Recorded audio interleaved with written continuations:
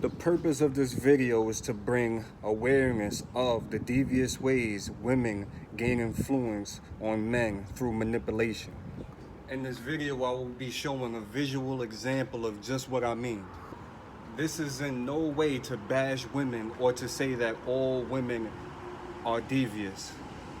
I love women. I think they are beautiful creatures. However, they do display some interesting behaviors. Here, take a look at this clip.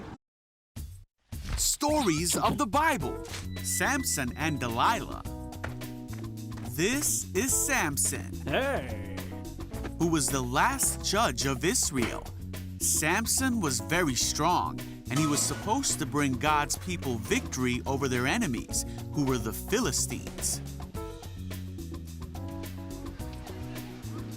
Now Samson fell in love with a woman named Delilah. Oh, hey there. Hi, hi. And the Philistines came to Delilah What's going on? and convinced her to find out what the secret to Samson's strength was. They promised her a great amount of money if she could do this.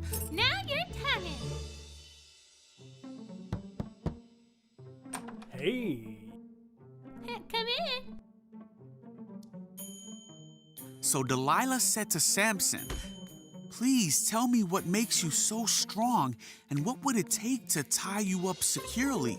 Well, Samson replied, "If I were tied up with 7 new bowstrings that have not yet been dropped, I would become as weak as anyone else."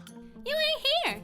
So the Philistine rulers brought Delilah 7 new bowstrings, Look what I got. go on, try. and she tied Samson up with them. Haha, see? Oh no, Samson. She cried out, "Samson, the Philistines have come to capture you." But Samson snapped the bowstrings, Let me at him. so the secret of his strength was not discovered. Hey, wait a minute. Afterward, Delilah said to him, "You've been making fun of me and telling me lies.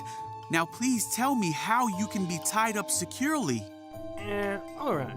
Samson replied, "If I were tied up with brand new ropes that had never been used, I would become as weak as anyone else."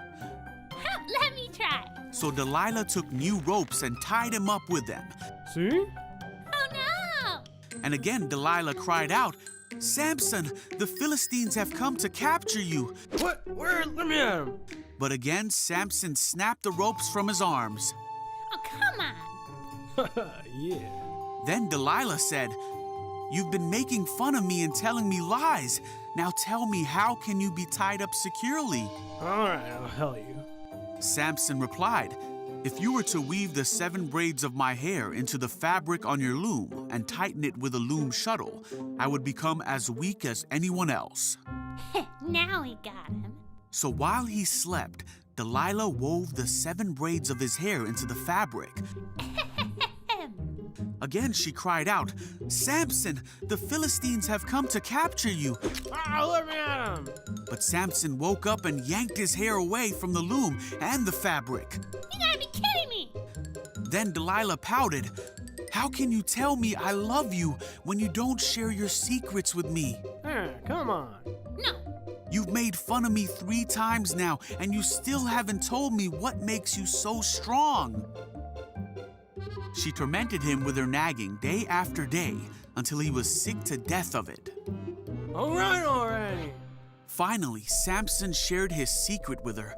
"My hair has never been cut, for I was dedicated to God as a Nazirite from birth.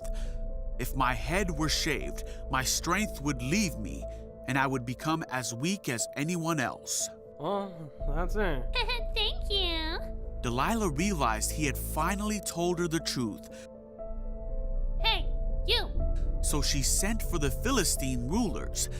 "Come back one more time," she said, "for he has finally told me his secret." So the Philistine rulers returned. Oh, Samson. Delilah lulled Samson to sleep. and then she called in a man to shave off the 7 locks of his hair. Samson's strength left him. Then she cried out, "Samson, the Philistines have come to capture you." When he woke up, he thought, "I will do as before and shake myself free." Oh, what's going on? But he didn't realize the Lord had left him. So the Philistines captured him and took him to prison.